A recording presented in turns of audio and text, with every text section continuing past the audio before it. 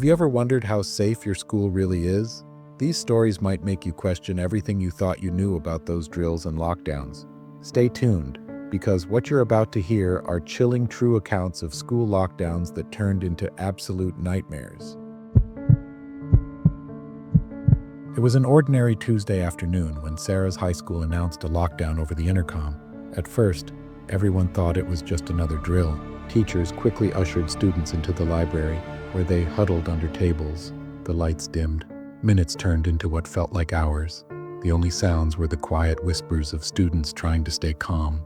Then, Sarah noticed something strange. The door to the library, which had been locked, began to rattle gently, as if someone was testing it.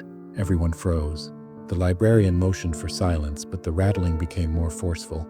A shadow appeared in the frosted glass of the door, and whoever was on the other side started knocking softly. Tap, tap, tap. Suddenly, the knocking stopped. The shadow moved away, and silence returned. Relief swept over the group, but just as Sarah thought it was over, the sound of faint breathing came from inside the room. Her blood ran cold. How could someone have gotten in? She slowly turned her head toward the back of the library, where a dark figure stood near the shelves, completely still.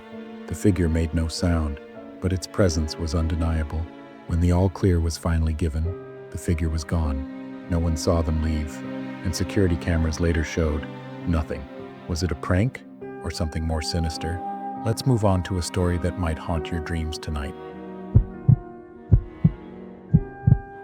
Ben's middle school had a reputation for being well organized, and their lockdown drills were always flawless.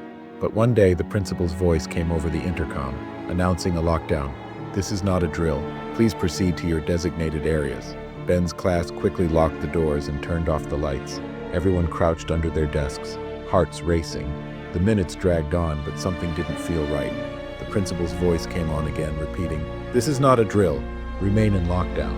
But this time, the voice sounded off. It was faintly distorted, as if coming from a recording. One of Ben's classmates whispered, "Didn't the principal leave for a meeting today?" That's when the panic started to set in. The teacher tried to call the office for confirmation, but got no response. Suddenly, footsteps echoed in the hallway, slow and deliberate. The doorknob jiggled. Then, the intercom crackled to life again. But instead of an announcement, there was static, followed by faint, chilling laughter. When the lockdown was lifted, the school discovered that the PA system hadn't been used all day. The recordings?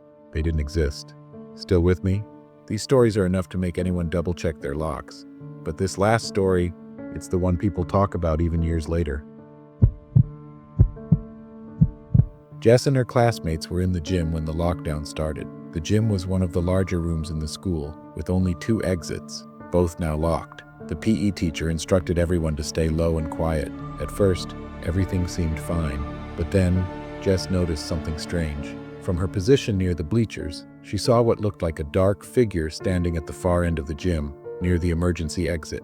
She blinked, thinking it was her imagination, but when she looked again, the figure had moved closer, yet no one else seemed to notice. She nudged her friend and whispered, "Do you see that?"